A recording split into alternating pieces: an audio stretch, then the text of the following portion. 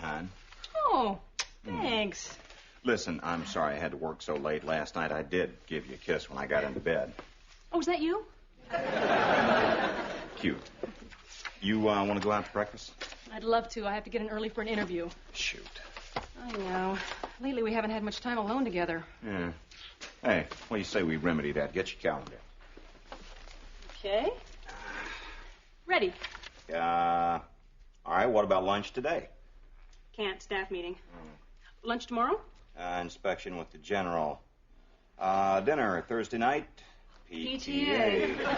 About Friday night? I'm covering a hockey game. Oops, I'm late. Gotta run. Well, at least we had this time alone together. Right. Was it good for you?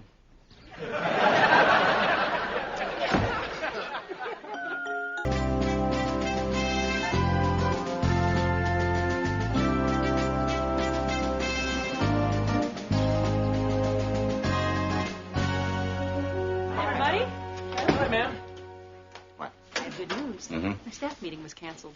Now you and I can have an intimate lunch. Yeah, just you and I and 30 other women. Who invited them?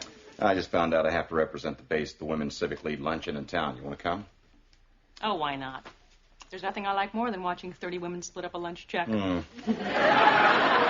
up about noon, okay? I'll be at home. I'm working there since the girls don't have school today. All right. Bye, everybody. Bye, ma'am. Sir, wasn't Colonel Jennings assigned to that luncheon? Yes, he was, Lieutenant, but under the circumstances, General Craig felt that I should replace him. What circumstances? The general made a wise decision, sir. Colonel Jennings may be too down in the dumps to face all those women. Oh, Gunny, does the entire base know? Know what? Yes, sir. Once the guys in shipping and receiving got a hold of it, it became common knowledge. What became common knowledge? Oh, Major. Yes, sir. If any of the ladies at the luncheon ask about Colonel Jennings, just say that he's under the weather. Very good, sir. That goes for everyone in this office. There's no reason to talk about, you know. I don't know, sir. Very good, Lieutenant. The fact that Colonel Jennings' wife left him is none of our business. His wife left him? Oh, jeez. Well, it's a shame, but life in the Corps can add extra stress and strain to a marriage. Yes. Maybe Mrs. Jennings just couldn't handle the sacrifices of the Marine lifestyle. Well, if that's the case, sir, why did she leave him for another officer? She did? Another officer? Give with the dirt, Gunny. With all due respect, sir, I am enlisted. It's not my place to gossip about an officer's personal life. Admirable restraint, Gunny. After all, we are United States Marines, not rumor mongers. So true, Major. Although, it wouldn't really be gossiping if I guessed who the culprit was. No, I suppose not, sir. Major Atchity in shipping? No, sir. Well, back to work. Colonel Cale in transportation.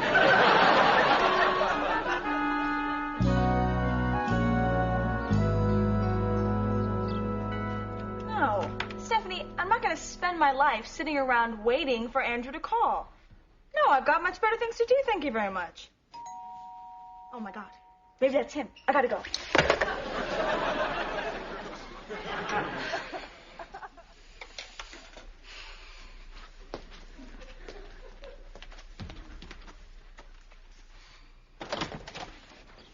Oh, the Major isn't home. Well, actually, I'm here to see Robin. You must be Elizabeth. Yes, I must.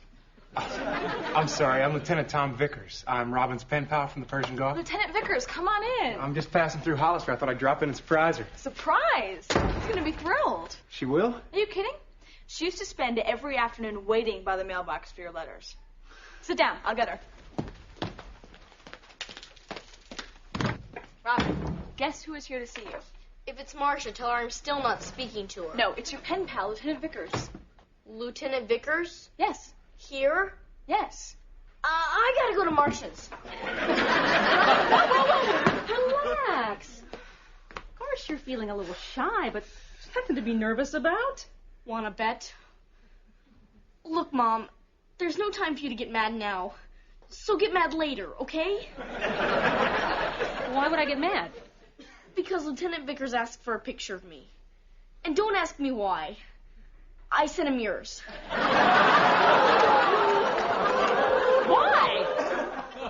Well, when he told me he was 26, I thought it'd be nice if I was 26, too. So I sort of lied about my age. Sort of. You know, I just did it for his morale. I did it for the war effort. This is how you help the war effort with my picture? We won, didn't we? Oh, man. How are you going to weasel out of this one, Robin? She's not. We're going to march out there and tell the lieutenant the truth. Boy, is he going to be disappointed. Robin, please don't say a word. Just let me look at you. No, I really wish you wouldn't. I can't help myself. This is the face that saved my life. Saved your life? After I was wounded, I taped your picture above my hospital bed. The doctor said it gave me the will to live. By the way, I recognize little Casey here, but who are you? Me? Oh, I'm just the neighbor girl. Nobody important. Lieutenant, why don't you sit down? There's something we really need to talk about. Could we do it over lunch? I took the liberty of booking us a table at the officers' club. I'm sorry. I have plans. She's having lunch with the major. Oh, Robin, that is so sweet. Lunch with your dad. I'm only here on a stopover. I'm catching a plane out to Germany in a few hours. Back overseas so soon? Have you had time to visit your family? Actually, I don't have any family. I'm an orphan. An orphan? She's so tender-hearted. Well, since you're busy, I guess I better go. I just had to drop by and tell you how much your wonderful letters meant to me. No one's cared so much about me since Sister Mary Aloysius back at the orphanage. Oh, go with him, Robin. It's just for lunch. Yeah. Go with him, Robin. I can look after Casey and the neighbor girl.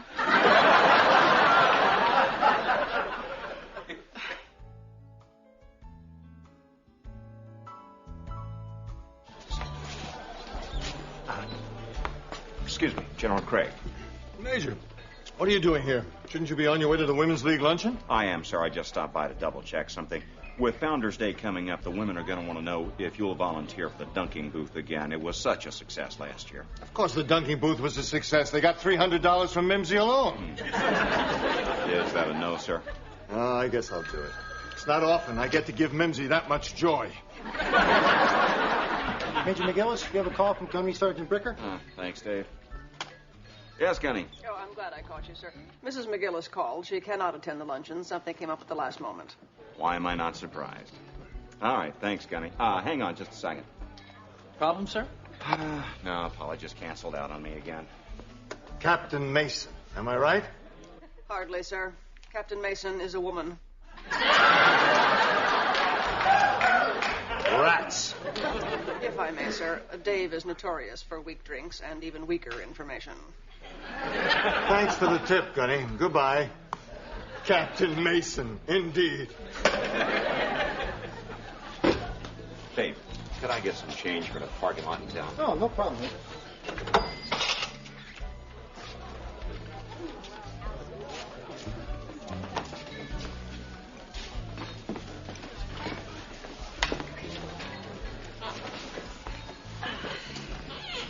I'm just going to double-check our reservation. Afternoon, gentlemen. Excuse me. We're waiting to be seated for lunch. Could you please send over 2 glasses of your best champagne? Yes, sir. Champagne at lunch?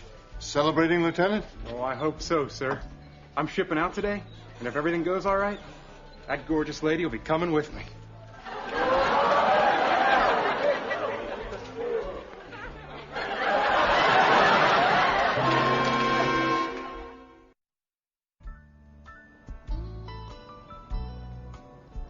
Your champagne, sir?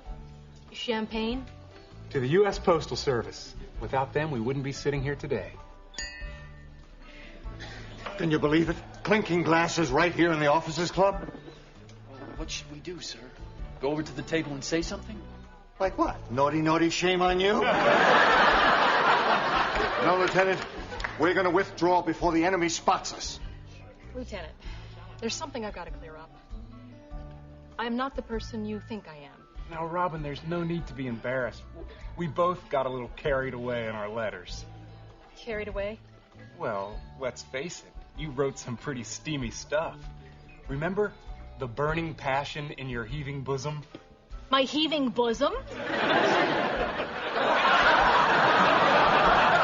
Robin, no woman has ever written things like that to me before. Tom, no woman has. Those letters were written by a 12-year-old girl with an overactive imagination. I don't understand. I'm not Robin. I'm her mother. Boy, you two sure photograph alike. Have a little more champagne. You see, it all started when...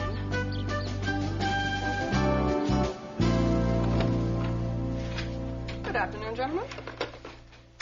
How was lunch at the Oak Club?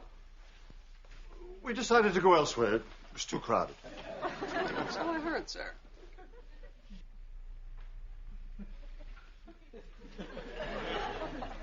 Dear God, she knows. Gunny? Well, my details are somewhat sketchy, sir.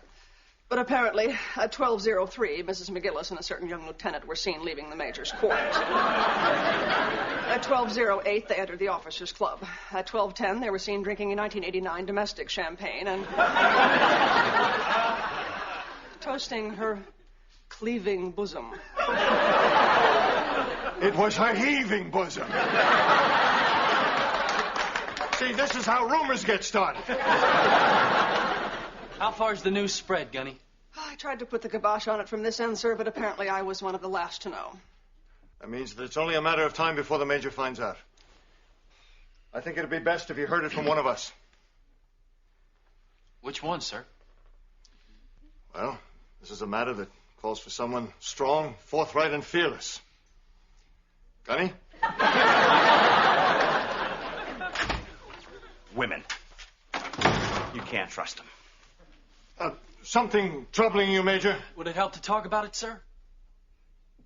Well, maybe. I have been in combat zones that were less hazardous than that Women's Civic League luncheon. All those little old ladies wanted to do was chew me out for every town girl who has ever been jilted by a Marine.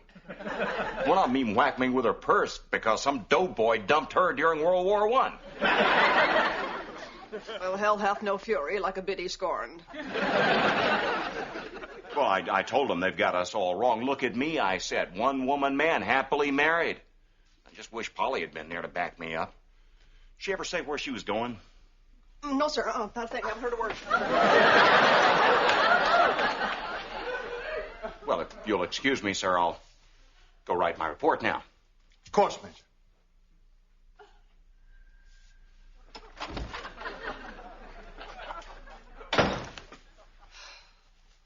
Poor sap hasn't a clue.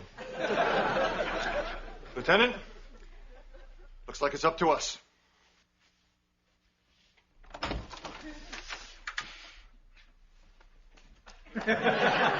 Major, before you write up your report, we need to discuss some rather distressing news. Yes, sir.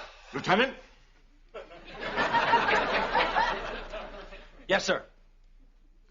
Major, I'm going to give it to you straight. The way I like it. Okay, here goes. Today, at lunch, the general and I discovered that...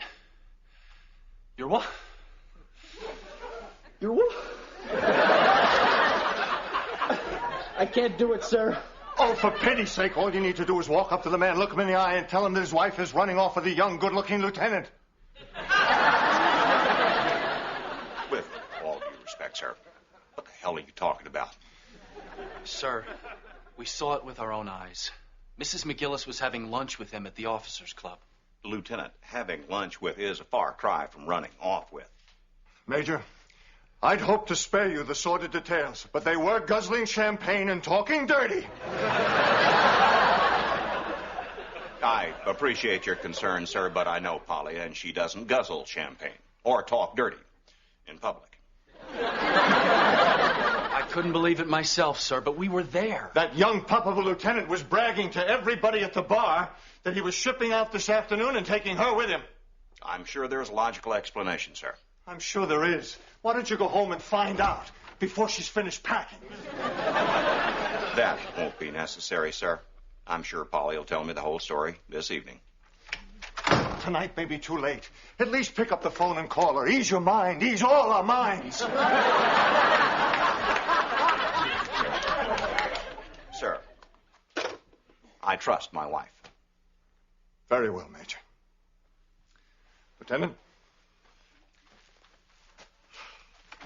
Obviously in denial. Well, gentlemen, how did it go? He didn't believe a word of it. How can you reason with a man who trusts his wife?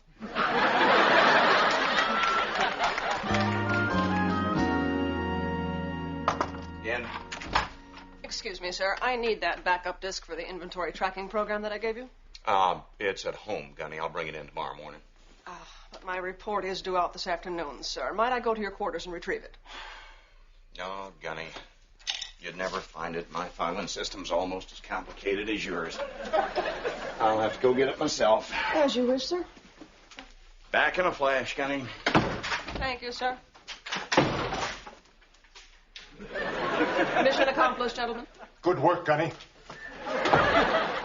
Never send two officers when a sergeant will do.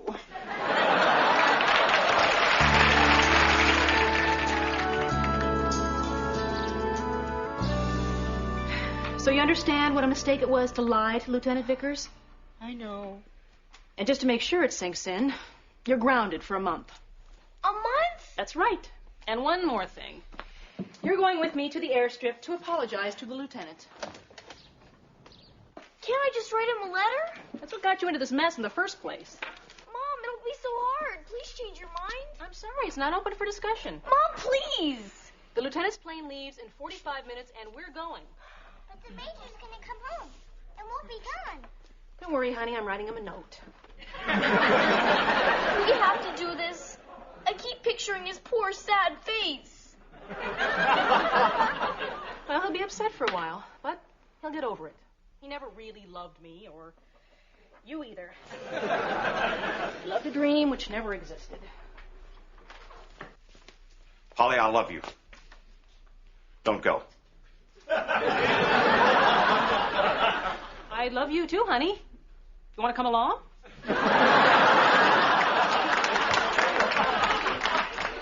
No. Well, then, what do you want? I want you to tell me to my face what's going on. I don't want to read about it in some note. Well, we're all going to the airstrip to say goodbye to Robin's pen pal, Lieutenant Vickers. We'll be back around 4:30, and then I'll start dinner.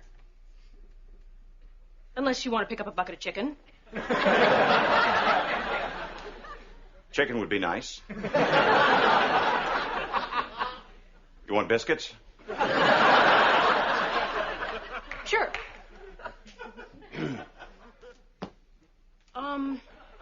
Girls, why don't you go wait in the car? I'll be out in a second.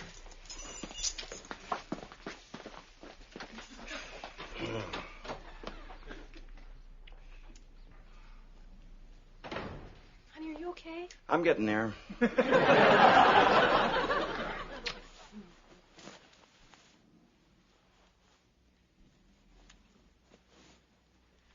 I'm there. Oh.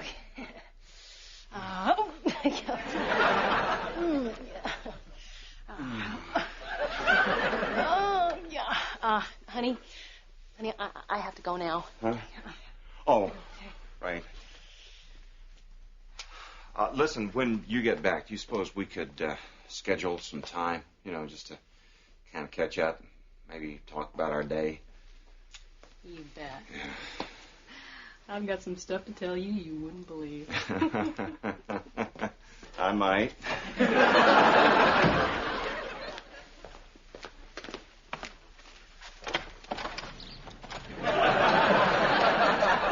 Lieutenant, General?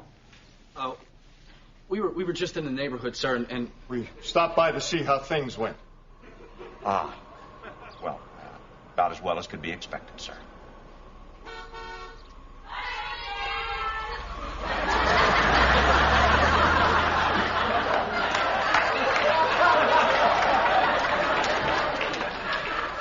Bye, family. Where are they off to? They're on their way to the airstrip to meet Lieutenant Vickers. Oh! This is indeed a dark day. Ah, well, sir, it's not all that bad. I mean, look on the bright side. Found the disc.